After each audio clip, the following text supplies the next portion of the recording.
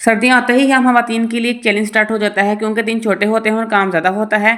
और एक माह का दिन तो वैसे भी कब शुरू होता है और कब खत्म होता है पता ही नहीं चलता है। और दिन तो खत्म हो ही जाता है लेकिन काम है कि खत्म होने का नाम ही नहीं लेते हैं। तो आज की व्लॉग में मैं आपको बताऊंगी कि किस तरह विंटर के 4 डेज में मैं घर के कामों को ईजिली मैनेज करती हूँ। साथ में आपके साथ अपनी विंटर की शॉपिंग भी शेयर करूँगी और साथ में फ़िश की एक ज़बरदस्त रेसिपी भी शेयर करूँगी। तो अस्सलाम वालेकुम, कैसे हैं आप सब? उम्मीद करती हूँ कि आप लोग खैरियत से होंगे। तो दिन का आगाज़ होता है जी हमारे सुबह के नाश्ते से। तो नाश्ते में मैं ज़्यादातर स्क्वायर शेप पराठे ही बनाती हूँ। तो मेरी एक सिस्टर ने कमेंट किया था कि प्लीज़ आप इसकी बता दें कि स्क्वायर शेप पराठे कैसे बनते हैं। तो ये बहुत ही ईजी हैं। इंशाल्लाह मैं नेक्स्ट व्लॉग में आपको इसकी रेसिपी भी दे दूँगी। दिन भर एनर्जेटिक रहने के लिए ज़रूरी है कि आप अपना नाश्ता अच्छे से किया करें और कोशिश किया करें कि चाहे गर्मियां हो या सर्दियां हो, आप सुबह जल्दी उठने की आदत को अपनाएं। क्योंकि जब आप सुबह जल्दी उठती हैं तो और प्रॉपर प्लानिंग के साथ अपने दिन का आगाज़ करती हैं ना, तो आपके लिए काम करना बहुत आसान हो जाता है। और वैसे तो झाड़ू पोंछा बर्तन वगैरह ये काम तो हर औरत डेली बेसिस पर करती ही रहती है, लेकिन इसके अलावा भी हफ्ते में 1-2 बार आप डीप क्लीनिंग ज़रूर किया करें। और इस तरह के काम जब बगैर प्लानिंग के हम स्टार्ट कर देते हैं तो फिर हमें समझ ही नहीं आती है कि काम कहाँ से स्टार्ट करें और कहाँ पर ख़त्म करें। और इस तरह फिर काम भी टाइम पर ख़त्म नहीं होता है और दूसरा ये कि थकावट भी बहुत ज़्यादा फील होने लग जाती है। तो प्लानिंग के साथ जब हम अपने कामों को स्टार्ट करते हैं ना, तो हमें हमारे काम फिर इजीली मैनेज हो जाते हैं। सुबह के नाश्ते से फ्री होने के बाद हम हाउसवाइफ को ये टेंशन होने लग जाती है कि खाने में क्या बनेगा।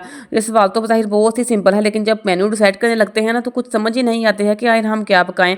और मेन्यू डिसाइड करते वक्त हमेशा हमें अपने घर वालों की पसंद को भी जहन में रखना पड़ता है कि तो आखिर क्या बनाए जो सारे घर वाले खुशी खुशी भी खा लें और बजट फ्रेंडली भी हो। तो इधर जी बाहर मुझे सब्जी वाले की आवाज़ आई थी जो फ्रेश वेजिटेबल लेके आता है। तो मैं कोशिश करती हूँ कि मैं इसे ना फ्रेश वेजिटेबल लेके रख लूँ। तो मैंने अपने हस्बैंड को बोला कि मुझे फ्रेश वेजिटेबल ला दे। तो मैं इधर मैंने मटर और गोभी वगैरह जैसे मंगवा ली थी। मटर को मैं निकाल कर फ्रीज़ कर लूँगी और इनको थोड़ा थोड़ा चावलों वगैरह में इस्तेमाल कर लूँगी, या फिर कोई मैक्रोनी या चिकन वगैरह जब बनेगा तो उसमें यूज़ करती रहूँगी। और गोभी वगैरह भी चावलों में भी यूज़ हो जाती है। तो अक्सर हम वैसे ये गोभी तो खाता नहीं है घर में कोई, तो मैं इसको चिकन वगैरह में ऐड कर लेती हूँ, तो फिर बच्चे भी इजीली खा लेते हैं। तो टमाटर को भी मैं कोशिश करती हूँ कि अभी फ्रीज़ कर लूँ। ऐसे भी वैसे मैं फ्रीज़ कर लेती हूँ, लेकिन इनका पेस्ट बना के भी आप लोग क्यूब्स की शेप में फ्रीज़ कर लिया करें। और जब भी हांडी वगैरह बनानी हो तो इनमें से 1-2 क्यूब्स निकाल कर ईजिली आप फिर इस्तेमाल कर लिया करें। अच्छा, जब घर में सब्जियां और चिकन वगैरह फ्रीजर में पड़ा होता है ना, तो यकीन करिए इस तरह मेनू डिसाइड करने में बड़ी हेल्प हो जाती है। क्योंकि इस तरह आपको पता होता है कि आपके फ्रीजर में क्या अवेलेबल है और इस तरह आप कुछ ना कुछ यूज़ कर ही लेती हैं फ्रीजर से निकाल कर। तो इस तरह आपका बजट भी काफ़ी हद तक कंट्रोल में रहता है। क्योंकि जब आप बिना सोचे बाजार से कुछ मंगवा लेती हैं ना, तो फिर कभी तो बच्चों को पसंद नहीं आता है, तो कभी बंदे को खुद भी खाने को दिल नहीं चाह रहा होता है। और जब आपके पास घर में अवेलेबल होती हैं चीज़ें, तो वैसे ही 100 किस्म की रेसिपी माइंड में आ ही जाती हैं।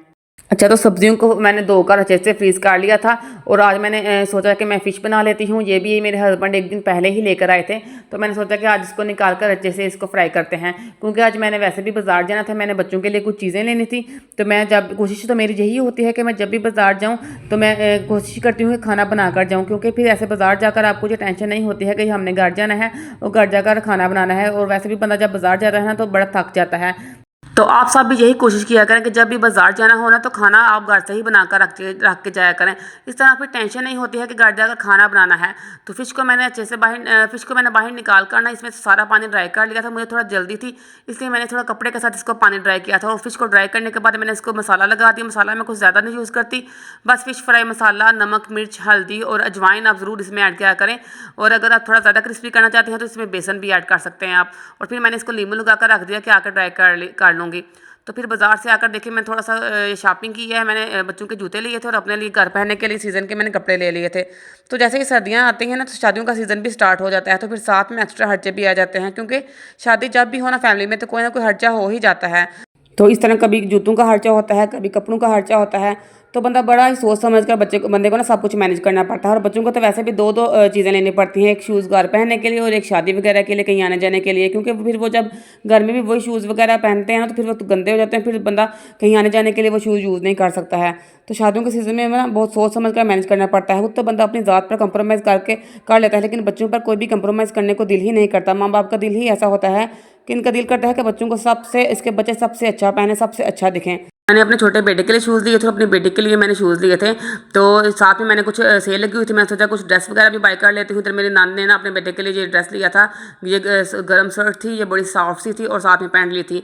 तो मैंने अपने लिए ये एक लाइट सा खद्दर का ड्रेस लिया था और एक ये मैंने रेड कलर का ड्रेस लिया था। तो वैसे तो मैं यही कोशिश करती हूँ कि जब भी सेल वगैरह हो ना, तो तब कपड़े वगैरह बाय किया करूँ। क्योंकि वही चीज़ होती है जो आपको सेल में कम प्राइस में मिल जाती है। तो आप लोग भी ना सेल का वेट किया करें और अपने कपड़े वगैरह होते हैं जो सेल में लिया करें। तो मैं ऐसा करती हूँ कि जब भी गर्मियों होती हैं सेल लगती है तो मैं सर्दियों के कपड़े लेकर रख लेती हूँ, तो जब भी सर्दियाँ होती हैं तो मैं सेल में वो जो है गर्मियों के कपड़े लेकर रख लेती हूँ। तो इस तरह वही चीज़ होती है जो आपको कम प्राइस में मिल जाती है, तो थोड़ा ऐसे बजट भी कंट्रोल में रहता है।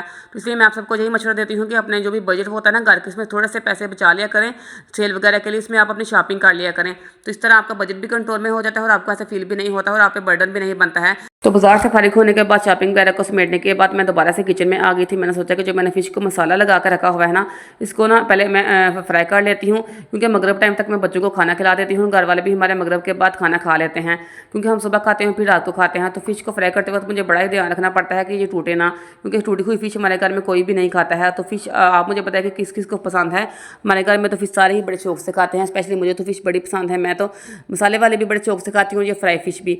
तो मेरी यही कोशिश होती है कि एक बार सारे काम खत्म करके ना फिर एक ही बार में रूम में जाऊँ, क्योंकि एक बार बंदा जब बिस्तर में बैठ जाता है ना तो फिर दिल ही नहीं करता है कि बिस्तर से बाहर निकलने को। और आजकल तो वैसे भी ठंड बहुत ज़्यादा पड़ रही है, और कोशिश किया करें कि इस ठंड से खुद को भी बचा कर रखें और अपने बच्चों को भी ठंड से बचा कर रहा करें। और आज का व्लॉग मैं उम्मीद करती हूँ कि मेरा आपको पसंद आया होगा। तो जिन लोगों ने मेरे चैनल को सब्सक्राइब नहीं किया है उनसे रिक्वेस्ट है कि प्लीज़ मेरे चैनल को सब्सक्राइब कर दें और मेरी वीडियोज़ को ज़्यादा से ज़्यादा शेयर किया करें और लाइक किया करें। अल्लाह हाफिज़।